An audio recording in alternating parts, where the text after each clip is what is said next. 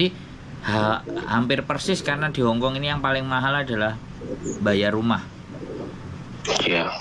Makanya saya tinggalnya di lapangan, ya gembel-gembel lah. Ya namanya perjuangan, gimana sih? Ya jangan, saya gini loh, saya nggak suka membandingkan sampean harus kayak saya, nggak. Tapi di saat kita itu terbatas, ya kita harus mikir dong, kan kayak gitu jadinya. Iya. Gimana pengeluaran kita itu tiap hari minim, gitu kan? Minimalnya nggak dikasih duitnya, kita bisa dapat makan sehari 2 kali kayak sekali kayak, kan kayak gitu. Yakin kok sebenarnya, daripada, ya sorry ya sekali lagi, aku nggak wah gak betah pulang, nggak, jangan. Berjuang dulu, kadung nyemplung piye, sing penting Iya.